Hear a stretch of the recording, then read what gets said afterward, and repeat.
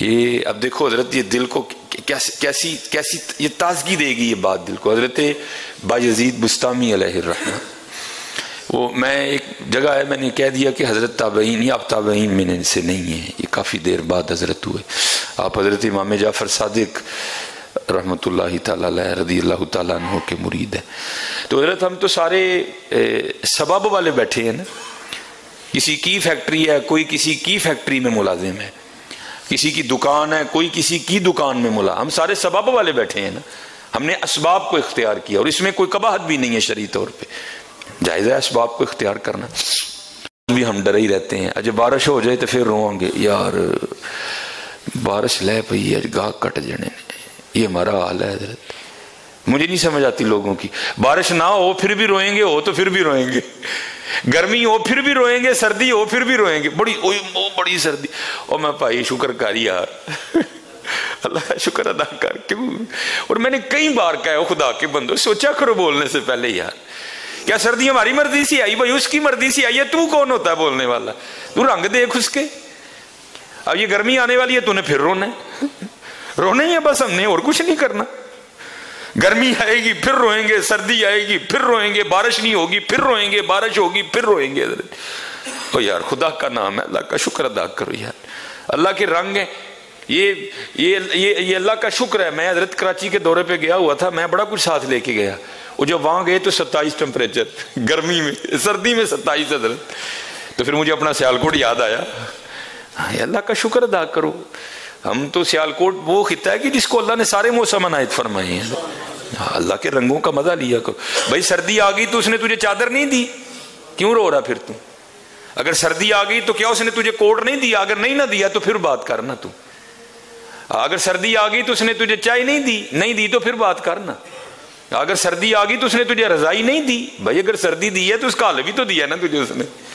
اس لیے یار دیکھا کرو. میں تو میرا دل کرتا ہے بیٹھو ہی نہ کسی کے پاس. حضرت ہر بندے یہ عجیب باتیں سن لو ان سے. بارش نہیں برسے گی پھر روئیں گے، برسے گی پھر روئیں گے حضرت. اس لیے میرے دوستو یہ بڑا مشکل معاملہ یار. ایک دن آنے والا ہے، انہوں نے سارا کچھ ہی سامنے رکھ کے کہنا 10 بھائی یہ کہا تھا نا. اچھا 10 کیوں کہا تھا؟ 10 کیوں کہا تھا؟ آج ذرا اہتمام کرو. اب مجھے سمجھ آتی ہے کہ حضرت سیدنا صدیق اکبر رضی اللہ تعالیٰ عنہ اپنے منہ میں پتھر کیوں ڈال کے رکھتے تھے حضرت. علاوہ تو تصور بھی نہیں تھا کہ زبان صدیق اکبر رضی اللہ تعالیٰ عنہ سے کوئی ایسی بات نکل. پھر بھی اتنا تقویٰ تھا کہ منہ میں پتھر ڈال کے رکھتے تھے کوئی ایسی بات نہ نکل جائے جو اللہ اور اللہ کے رسول کو پسند ہی نہ آئے حضرت. اور امام غزالی نے اس کو لکھا بھی، یہ اسپیشلی حضرت جی ابھی موسم نے بڑی کروٹیں لینی ہیں. یہ سردی کم ہوگی پھر بڑھے گی. بس یہی کہنا ہے یا اللہ جی میں تو راضی. بس یہ نہیں کہنا بڑی وہ جی 20 سال کا ریکارڈ ٹوٹ گیا. خدا کا شکر کرو یار الحمدللہ. جی 50 سال کا ریکارڈ وہ جی ہم مری سے بھی آگے چلے گئے. او یار اللہ کا شکر ادا کر، اللہ کا شکر ادا کر، اللہ کا شکر ادا کر. وہ امام غزالی نے لکھا اس کو حضرت. وہ کہتے ہیں کوئی اللہ والے تھے تو انتقال کر گئے، تو کسی مرید کو خواب میں ملے. انہوں نے کہا جناب بڑی عبادتیں کی، بڑی ریاضتیں کی، رات میں قرآن کریم ختم کیا کرتے تھے، صبح کو روزہ رکھتے تھے، ساری زندگی کھایا نہیں، بہت کم پیا، اچھا لباس نہیں پہنا، مشقتیں کی، مجاہدے کیے. اللہ پاک نے تو بڑے انعامات دیے ہوں گے. کہنے لگے نہیں یار پھنس گیا ہوں. کیا حضور کیا ہوا؟ اب فرماتے میں ایک دن بیٹھا ہوا تھا تو بے موسم کی بارش برس پڑی. ایویں بارش شروع ہو گئی تو میری زبان سے نکل گیا بھائی یہ کس موسم کی بارش ہے؟ فرماتے اب روز اللہ اپنے دربار میں کھڑا کر کے پوچھتے ہیں اب بندے یہ تو بتا بارش کے لیے صحیح موسم کون سا ہے. اب روز اللہ کھڑا کر کے پوچھتے ہیں بندے یہ تو بتا بارش کے لیے صحیح موسم کون سا ہے.